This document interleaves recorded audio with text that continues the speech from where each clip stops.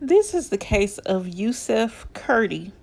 If you want to know more about his case and the crimes that he committed, please continue watching.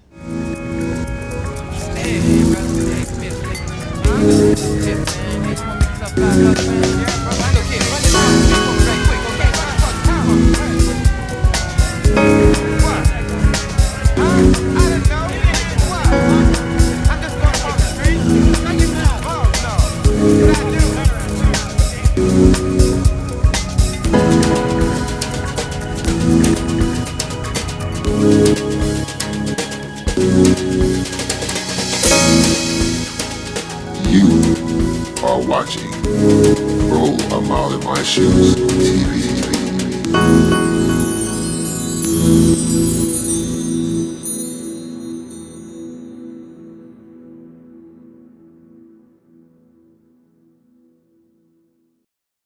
This man is Yousef Kurdy. He was born March 8th, 1948, so he would be about 74 years old now.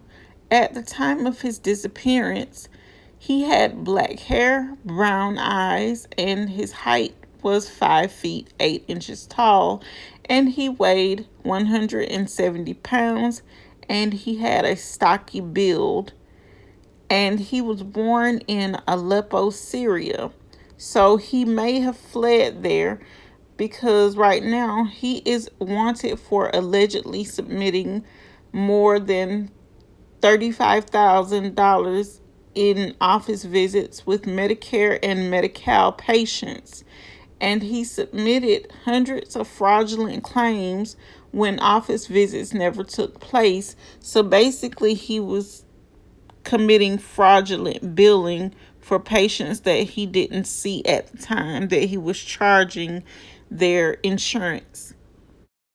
Not only did this man bill patients for treatment or visits that they never received, he failed to pay taxes for 3 years, and you know what happens when you play with the IRS.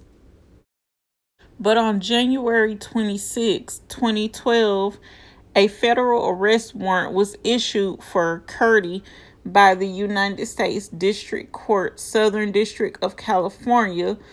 And after he was charged with healthcare fraud, aggravated identity theft, and receipt of kickbacks for patient referrals, income tax evasion, aiding and abetting, and criminal forfeiture, Kurdy was scheduled for self-surrender on January 30th, 2012, but he failed to appear on that date. Kurdy fled the country and may be in Syria or Lebanon. And this is kind of, a dangerous line to walk, because I'm pretty sure that now that he is over there and people may know what he has done here, they might or might not want to turn him over to the authorities here, which is kind of horrible because that could go, several ways, and it could go bad or it could go good. But like I said before, he is 74 years old now, so he's kind of, elderly. He might be a little slower than he was back then, so he might also be easier to catch. So if they decide to, which I'm sure they will, look for him a little harder, he might, pop up somewhere and might not be expecting it, and they probably can apprehend him pretty quickly.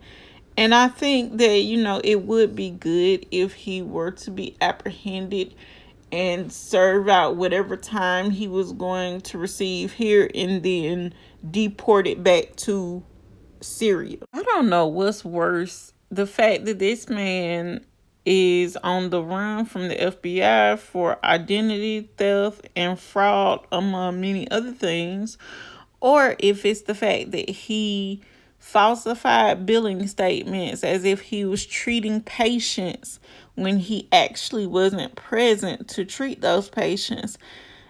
And the fact that these people were people who, probably were in need of actual treatment.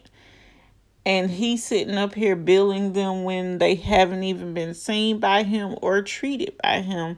That is, beyond sick. And the fact that, you use this as a money making scheme for you. You didn't care about the patients that you were supposed to be treating and helping to get better.